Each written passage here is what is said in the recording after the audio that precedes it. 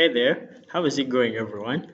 In this video, we're going to be building a simple Flask app and then deploying it to a platform as a service tool called Heroku. So we're going to build this application and then deploy it to a service where we shall be able to share it by sharing a link so that users can be able to see it from wherever they are over the internet. So we're going to start by creating a virtual environment. So I'm going to create a virtual environment within the current folder I'm in. So it's a Python -m, then venv. It's going to create my virtual environment and I'm going to call it env. So the env folder is going to have our virtual environment. So after our virtual environment has been created, we're going to activate it by saying source env scripts, then we're going to say activate. So this is going to activate our virtual environment. After activating our virtual environment, we're going to install the required packages. So the first package I'm going to install is Flask. So I'm going to say pip install Flask. And this is going to install Flask within our virtual environment. So after installing Flask, we are going to create our simple application. So I'm going to create the app file. So I'm going to come and call this file app.py. And within this file, I am going to start writing the code for the server. It's going to serve the application. So I'm going to say from Flask, I'm going to import Flask. Then I'm going to say app is going to be equal to Flask name. So this is going to be our main application instance. And then I'm going to create a simple route that's going to return let's say hello world. So this is going to be def index. This is going to return hello world. So I'm going to save this and run the application with if underscore name equals to underscore main. I'm going to say app.run and we'll say for now debug is going to be equal to true. That's when we are developing. So I'm going to save this, and after saving that, what I'm going to do in this case is to come and run the application. So I'm going to open my terminal and then I run. First activate my virtual environment by saying source env scripts and activate. So our virtual environment has been activated, so I'm going to run python app.py. This is going to run my app at localhost 5000. So when I go to localhost 5000, I'm going to see that my app is returning hello world, which is good. Now after that has been done, the next thing is we're going to try to deploy application to Heroku. So the first thing is to make sure we have Git installed. But for now, let's first create the other files that we need. So we need what is called a proc file. We need to create this file called a proc file. Now the proc file contains a command that's going to run our application on Heroku. So we write that commands by writing web. In this case, we need to write the file, which is app.py, and then we need to locate the application instance. In this case, it's app. So I'm going to say app, and then I'm going to specify log file. So what this does is to help us to be able to get logs about the particular app running. Now from that, I'm also going to like record these requirements. So I'm going to also install Gunicorn. So one thing I forgot is to actually specify that Gunicorn is going to run our app. So I'm going to say Gunicorn app, then log file. Then I'm going to install Gunicorn by saying pip install Gunicorn. So this is going to install Gunicorn. After Gunicorn is installed, I'm going to pip freeze. So I'm going to write all these requirements in the requirements.txt. So I'm going to say pip freeze requirements.txt.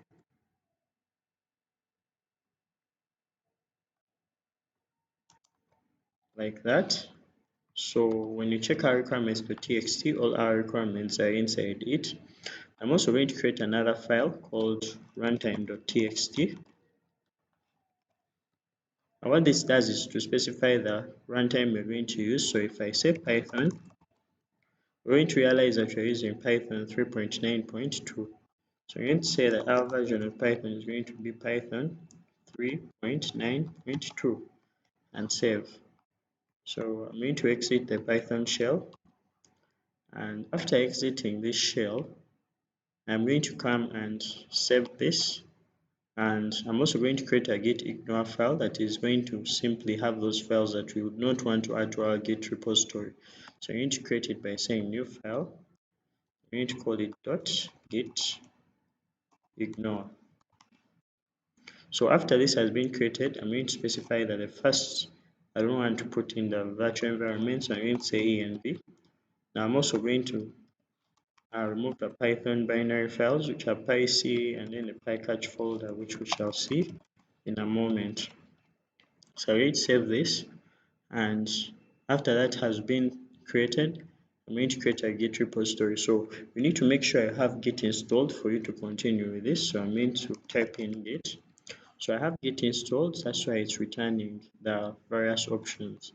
Now I'm going to create a Git repository, a local Git repository, by saying git init. So this is going to initialize an empty repository. Now I have to stage all the files that are added.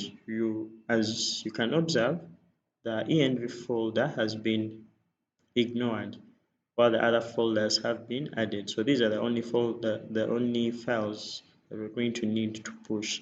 So now, after creating my Git repository, I'm going to stage these changes for commit by saying git add all. After staging them for committing, I'm going to commit them by saying git commit, and I specify the message for that commit. So this is going to be the initial commit.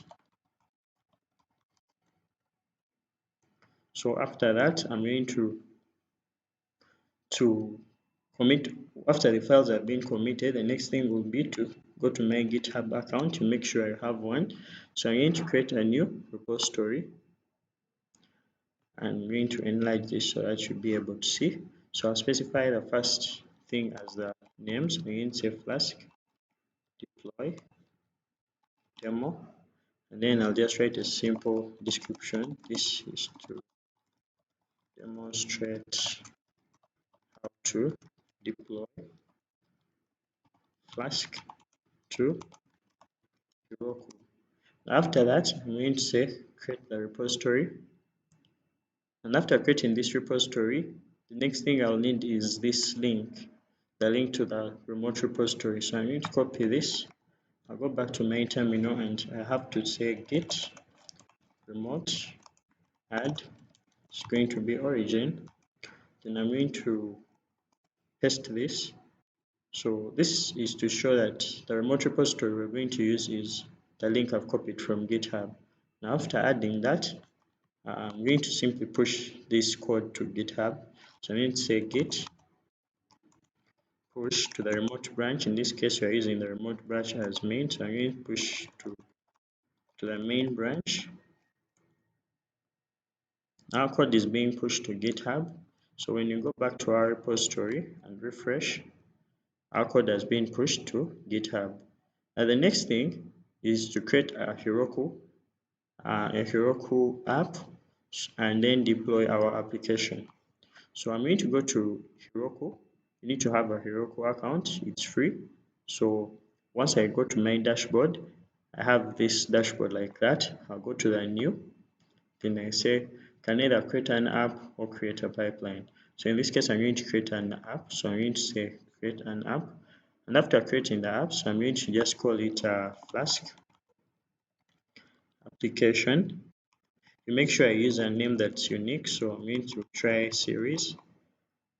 So the name is available, so it hasn't yet been taken. So you need to just click on create app,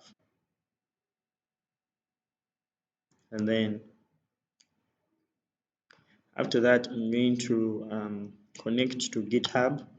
Then after saying I'm connecting to GitHub, I'll have to choose the repository I did. So I'm going to search for repository to connect to. So in this case, it's Flask deploy demo, just like I did that site. So I'm going to say search, and after the repository is going to come. So I'll click on connect. Now after the app has been connected, I'll go just this side and say enable automatic deploys. And once I enable automatic deploys, for every changes we shall be pushing to GitHub, these changes will be in sync with Heroku, so they'll update automatically. And after this is done, I'm going to come and deploy the main branch from GitHub. Then I'm going to say, just going to come and click on this deploy branch button. So just like you can see here, our app is being deployed.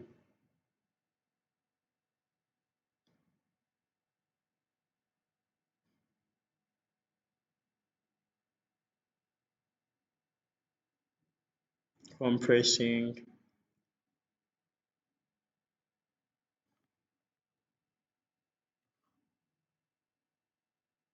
So the app has been deployed to this URL. So what I'm going to do is to go just up this side and say open app. Open everything has gone fine and our app has been deployed.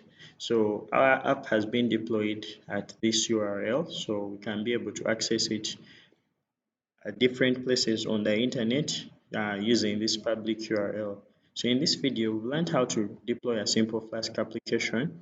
In the next video, I'm going to be continuing with this video and going to be showing you how to connect to databases and then deploy to remote Postgres database. Thank you for watching.